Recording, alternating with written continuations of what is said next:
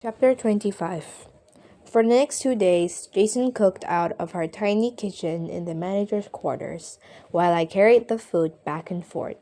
When Mr. Yao came around, Jason slipped out the bag and joined Lupe and her Maths Cup friends in Mom's room.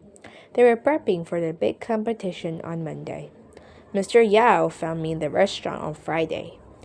"What in the world is Jason?" he demanded, picking up a spring roll with his fingers. "He disappears after school and does not come home until late. He says he's at the library, but he's not." "I don't know where he is," I said, waving him away from the food. "I only know you need to apologize to him." "I'm not apologizing," Mr. Yao frowned, pointing to the shrimp dumpling in the bamboo steam tray. "And where are you guys getting all these dumplings?" "We, had a lot left over in the freezer." I followed him out to the cashier's desk in the dining room. "That's a relief. I thought I would have to buy trays of wontons from the other Asian place in town and sell them as ours." "Can't you see this is hurting the restaurant?" I asked. I was tired of running food back and forth.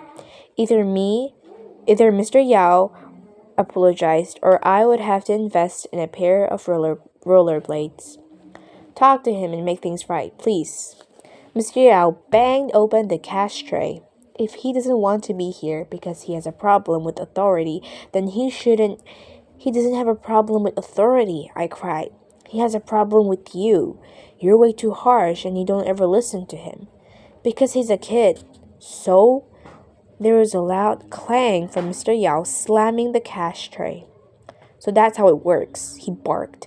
"And if he doesn't like it, he can sleep in the library." As usual, Mr. Yao's pride got the better of him. As he walked out in a huff, I shook my head, taking the shrimp dumplings off the steamer. They were soggy now, and I didn't know how to fix them.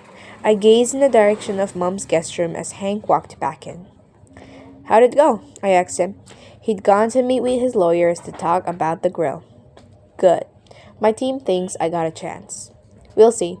We're meeting with the grill lawyers next week. Gonna give them one last chance to make things right."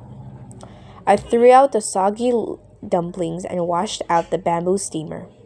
"What are you going to ask for?" "I want an apology, profit sharing on the burgers, and most of all, formal recognition that it's my creation," he said, ticking each item off on his fingers.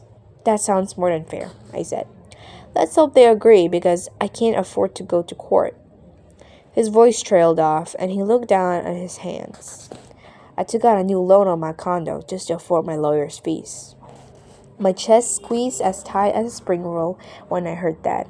I thought about how much the condo meant to Hank and the years of blood and sweat and tears it took to get it. "What did it cost?" I asked. "We could have helped." "You guys are trying to buy your own home. This is my battle to fight." I sighed. It hardly seemed fair that he'd have to put his hard-earned home on the line just to make things right. "Jason's still avoiding his dad?" Hank asked. I nodded. "He's back there with my mom, hiding." "Poor kid, I have an idea. Let's take him out tomorrow to cheer him up." My eyes brightened. "Maybe we can go to his grandparents' restaurant at Elm Street tomorrow, if it's still around.